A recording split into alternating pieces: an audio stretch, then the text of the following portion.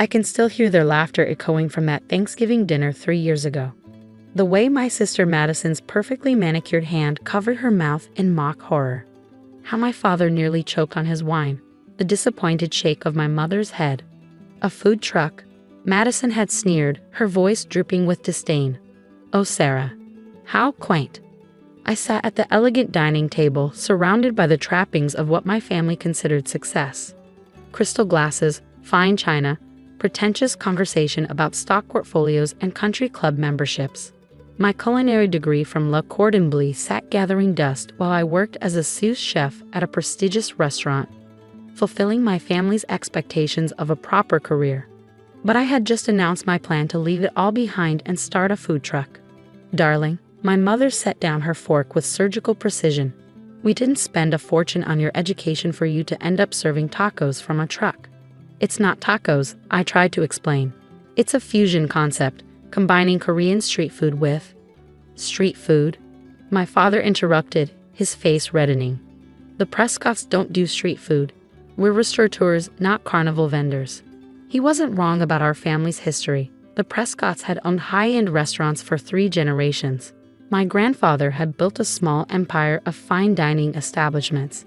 My father had expanded it further, and now my sister Madison managed their flagship restaurant, La Maison Prescott. This is worse than when you wanted to be a pastry chef, Madison smirked. At least that stayed indoors. I gripped my napkin under the table, remembering how they'd crushed that dream too. I'd won a prestigious pastry competition in culinary school, but according to my family, desserts were beneath us. Real chefs cook savory dishes, they'd said. I've done the market research, I persisted. Food trucks are trending. They have low overhead, flexible locations, and enough.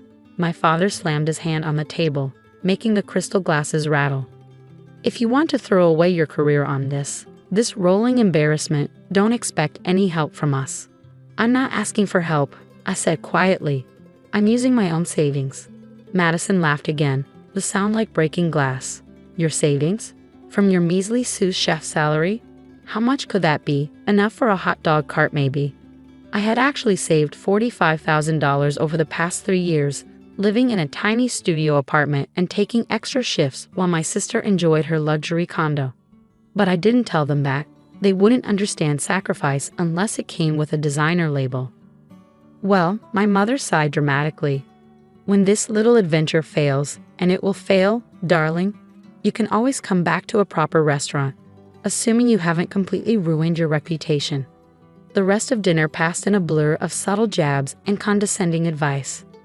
My sister kept making jokes about food poisoning and roach coaches.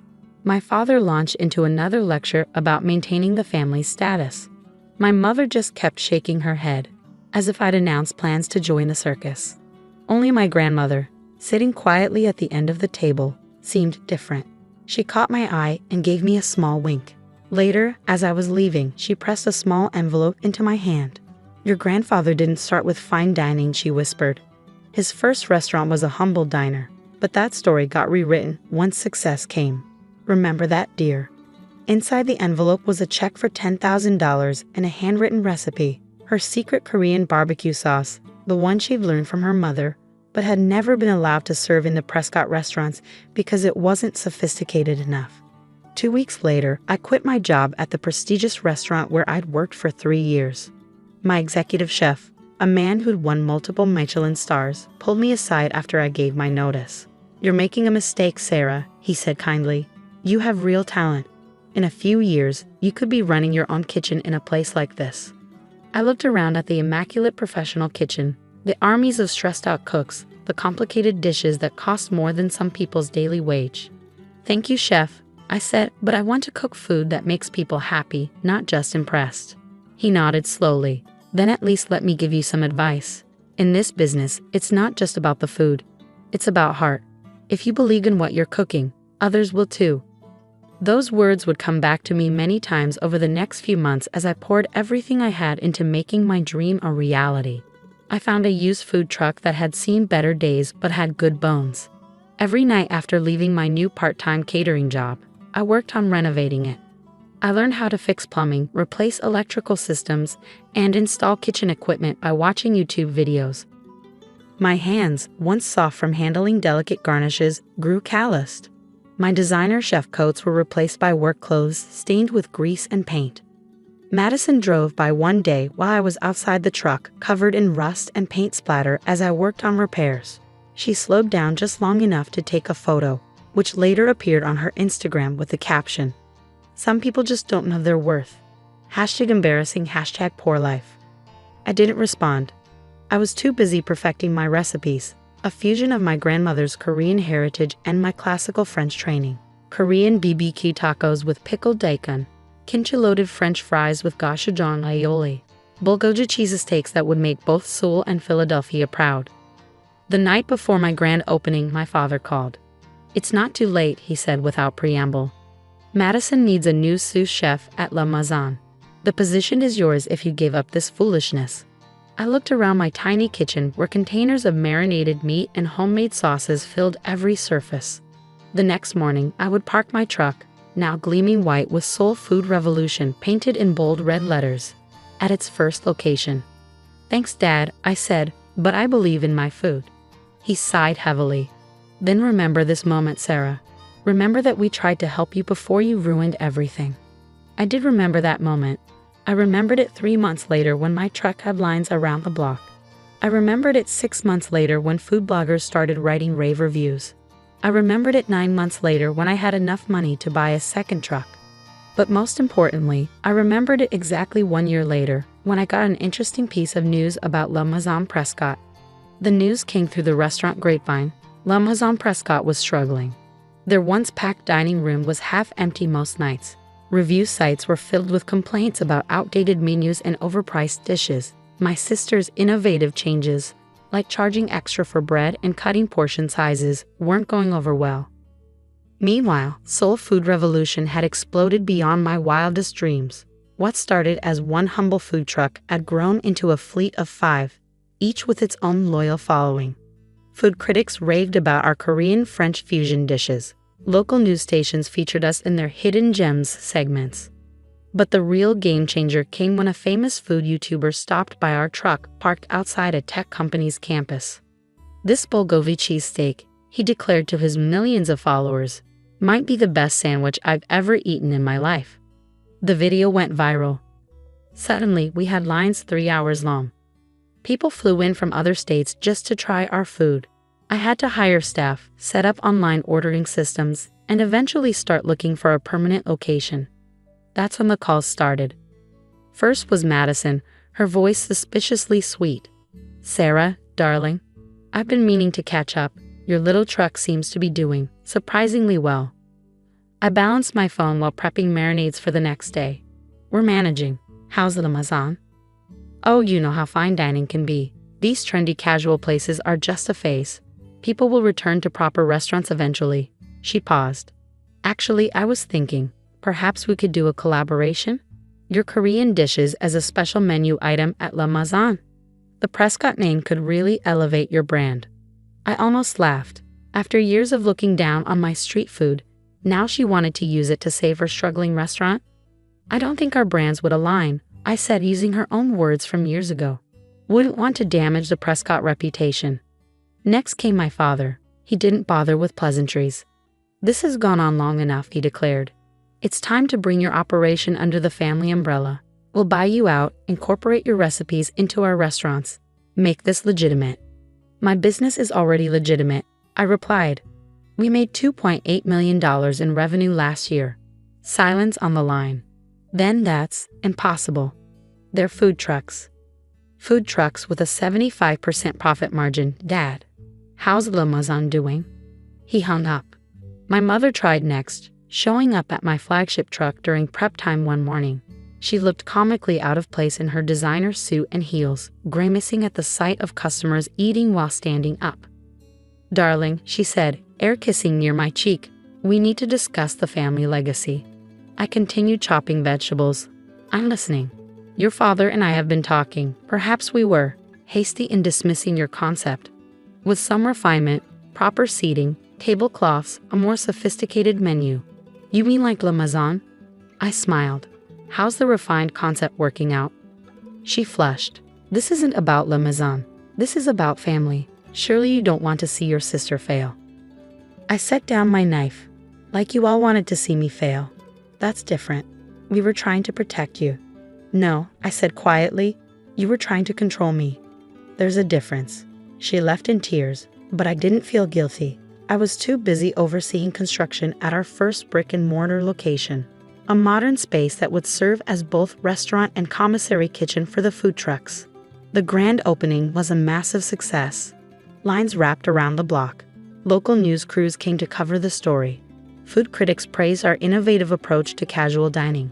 That's when my grandmother showed up, a newspaper in hand. "Read this," she said, pointing to an article about La Maison Prescott. The story wasn't pretty. The restaurant was hemorrhaging money. Health inspectors had found violations. Staff were quitting. And most damaging of all, their head chef had left, citing creative differences with management. "Madison's running out of options," my grandmother said softly. "The bank's threatening to call their loans." I thought about all the times my sister had mocked my dreams. The Instagram posts ridiculing my food truck. The snide comments about street food. "What do you want me to do?" I asked. "Whatever you think is right," she replied. "Just remember, success is the best revenge, but compassion shows true strength."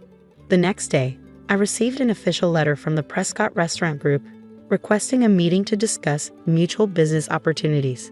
I chose the meeting location, my food truck's regular spot outside the downtown business district. Let them come to my world for once. They'd arrive like mourners at a funeral. My father in his tailored suit, my mother in designer black, Madison looking like she hadn't slept in days. "Thank you for meeting," my father began stiffly. "Would you like to order first?" I asked, gesturing to the menu board. "The kimchi fries are our best seller." Madison made a small choking sound. My mother looked like she'd swallowed something sour, but my father surprised me by stepping up to the window. "One bulb of the cheese steak," he said. "I hear they're quite good." As they ate, first reluctantly, then with increasing enthusiasm. We talked business. La Maison Prescott was indeed failing. They needed $2 million to stay afloat. "We're prepared to offer you a partnership," my father said. "Your brand has value." I looked at them, these people who had dismissed my dreams, mocked my choices, and tried to force me into their mold of success. Now they were sitting on plastic chairs, eating from paper boats, asking for my help. "No," I said simply. Madison's face crumpled. My mother started to speak, but I held up my hand. "I don't want a partnership. I want to buy La Maison Prescott outright." Silence. "You can't be serious," Madison whispered.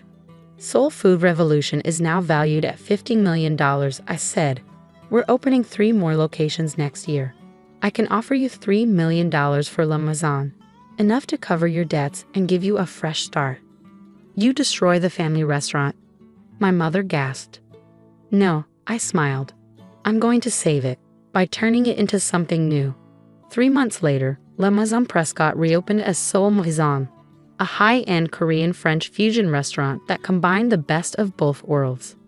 The stuffy formal dining room was transformed into a modern space with an open kitchen.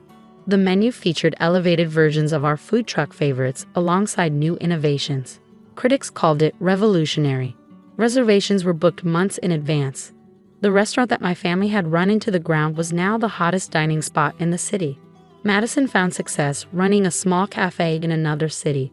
My parents retired, finally admitting that maybe they didn't know everything about the modern restaurant business. As for me, I now own 12 food trucks, 4 restaurants, and yes, 1 fine dining establishment. Every year on the anniversary of that fateful Thanksgiving, I park one of my trucks outside my grandmother's house and cook a special meal for her. "You know what the secret ingredient is?" she asked me recently, eating her bulgogi cheesesteak with elegant dignity. "Your barbecue sauce recipe?" "No," she smiled. "It's believing in yourself when no one else will."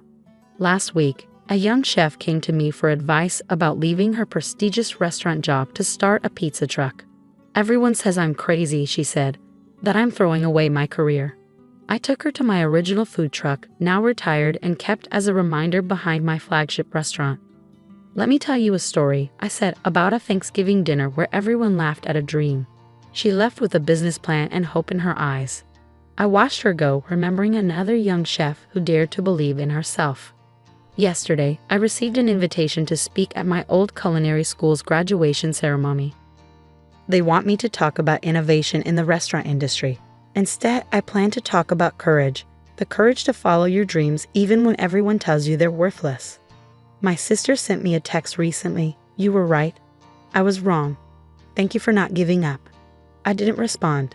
The success of Sul Mazan speaks louder than any words could. Now when I look at my restaurant empire, I don't see revenge or vindication. I see proof that sometimes the best dishes come from mixing unexpected ingredients, like Korean barbecue and French techniques, or fine dining and food trucks, or failure and success. My grandmother's original barbecue sauce recipe hangs framed in every one of my kitchens. Underneath, I've added my own words. Success doesn't come from proving others wrong. It comes from proving yourself right. And every Thanksgiving, I park my original food truck, now restored to pristine condition, in front of my parents' house. I serve the same dishes that they once mocked, now praised by critics and loved by thousands.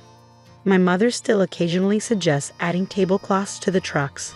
My father still winces when people eat while standing, but they can't argue with success, or with the happiness on customers' faces when they bite into a perfect fusion of cultures and cuisines. As for me, I'm living my dream on my terms. And yes, I still work in the food truck sometimes, cooking alongside my staff, remembering where it all began. Because sometimes the best view isn't from the top, it's from behind a truck window, watching people enjoy the food you believed in when no one else would.